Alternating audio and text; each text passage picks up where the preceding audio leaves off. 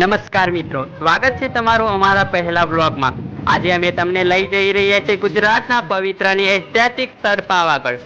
આ બ્લોગમાં આપણે મહાકાળી માતાના દર્શન કરીશું, પાવાગઢની સુંદરતા બતાવીશું અને અહીંનો અનુભવ તમારી સાથે શેર કરીશું। તો ચાલો શરૂ કરીએ આ યાત્રા।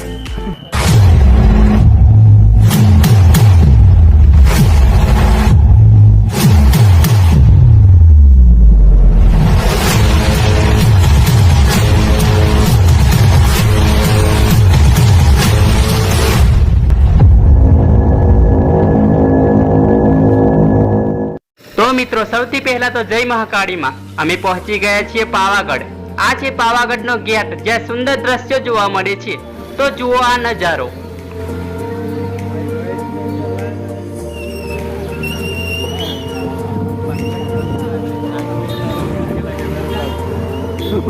ચાલો હવે પાવાગઢ ઉપર જઈએ અને મા કાળીના દર્શન કરીએ। સૌથી પહેલા તો બાઇક ને અહીં પાર્કિંગમાં પાર્ક કરી અહીંથી મોચી સુધી આપને અહીંના લોકલ સાધનમાં જવાનું રહેશે, અથવા તો તમે તમારું બાઇક અથવા ગાડી પણ લઈને ત્યાં જઈ શકો છો।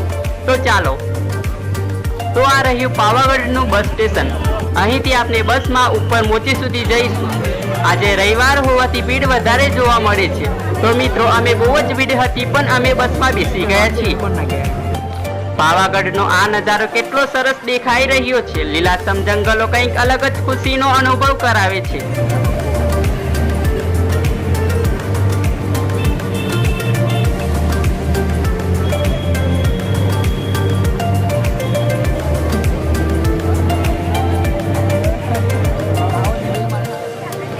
તો દોસ્તો, મોચી સુધી અમે બસમાં આવી ગયા છીએ। અહીં વરસાદ પણ ચાલુ છે। જુઓ, મોચી ઉપર પણ ખૂબ જ ભીડ જોવા મળી રહી છે।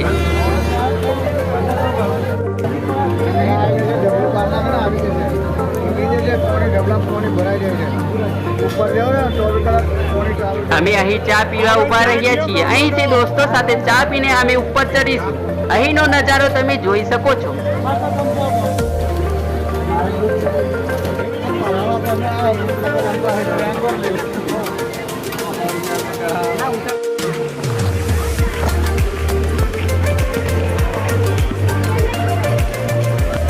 અહીંથી પાવાગઢના પહાડો લગભગ 800 મીટર ઊંચા છે।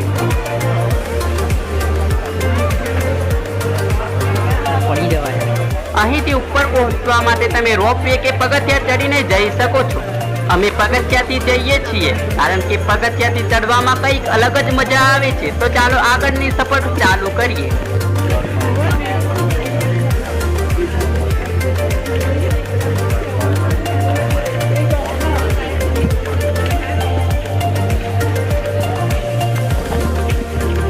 વરસાદ અને ઠંડા વાતાવરણના કારણે થાક કે ગરમી લાગતી નથી, જેથી કરીને ઉપર ચડવામાં તકલીફ થોડી ઓછી પડે છે।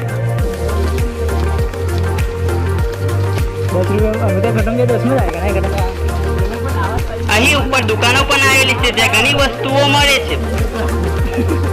અહીં થાક લાગે તો પાણી તથા શરબત પણ મળે છે। ઉપરાંત ખાવા પીવાની ઘણી વસ્તુઓ પણ મળી આવે છે।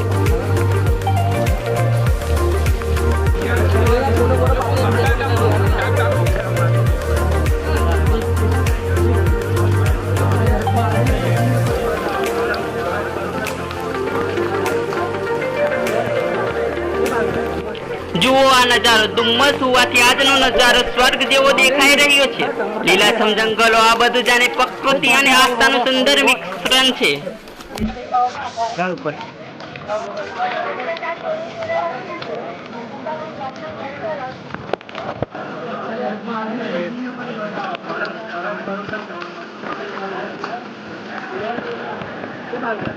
મિત્રો, અહીં દુકાનો પણ ઘણી છે, જે ખાવા પીવા સહિતની બીજી વસ્તુઓ જેવા કે રમકડા, પ્રસાદ, ફૂલ વગેરે પૂજાનો સામાન મળી આવે છે। લગભગ આપણે ઉપર પહોંચી જ ગયા છીએ। અહીંનો સુંદર નજારો તમે નિહાળો।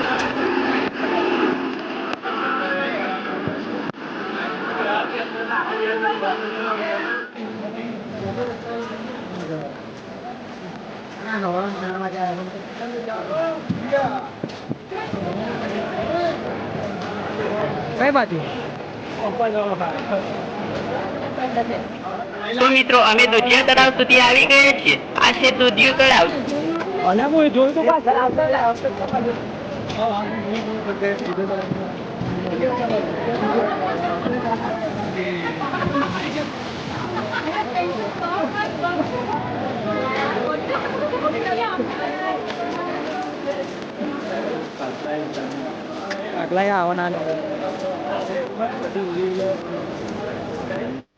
મિત્રો અહીં ભોજનની પણ વ્યવસ્થા કરવામાં આવી છે, જે તમને માત્ર 20 રૂપિયામાં ભરપેટ ખાવાનું મળી આવે છે.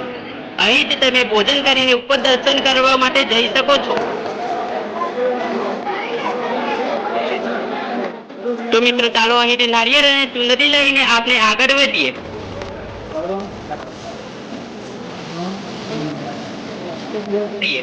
તો મિત્રો અમે નારિયેળ ચુંદડી લઈ લીધી છે.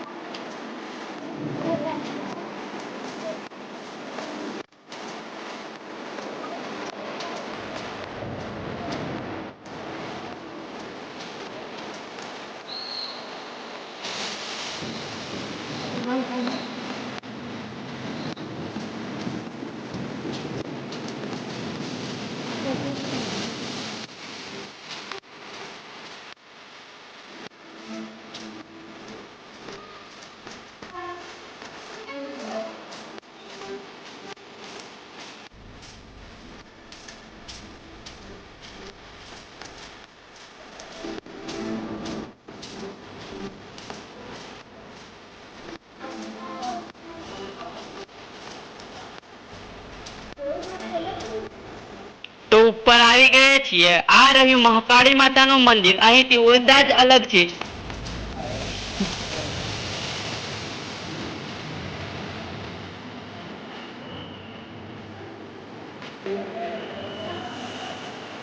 દર્શન માટે લાઈન થોડી લાંબી હોય છે, ખાસ કરી રવિવાર કે રજાના દિવસોમાં. પણ ચિંતા નહીં, અહીં બધું ખૂબ જ સારી રીતે ગોઠવાયેલું છે. ચાલો હવે માતાજીના દર્શન માટે જઈએ.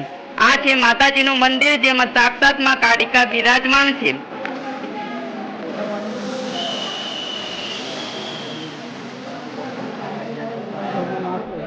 એવું લાગે છે કે જાણે માતાજીની કૃપા ચારે બાજુ ફેલાયેલી છે.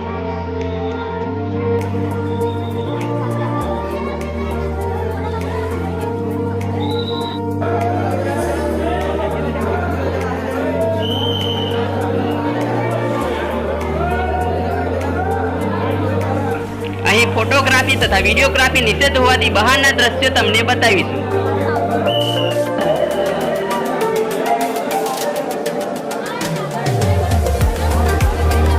જય મહાકાળી માં દોસ્તો, દર્શન કર્યા પછી એવું લાગે છે કે જાણે મન હળવું થઈ ગયું. માતાજીની મૂર્તિ અને શક્તિનો અનુભવ અવર્ણનીય છે. તો ચાલો જોઈએ અહીંનો નજારો. અહીં થોડો સમય આ અનેરો મોસમનો આનંદ લઈએ. અહીંના દ્રશ્યો જાણે કે આપણે સ્વર્ગમાં આવી ગયા છીએ એવું લાગી રહ્યું છે. અહીં જાણે પ્રકૃતિ અને આસ્થાનું સુંદર મિશ્રણ છે.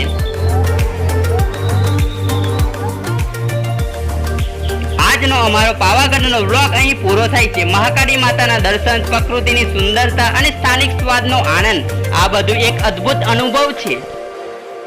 અહીં મહાકાળી મંદિર સિવાય માં ભદ્રકાળી મંદિર, ભાતીજી મંદિર, જૈન મંદિર વગેરે પણ આવેલા છે.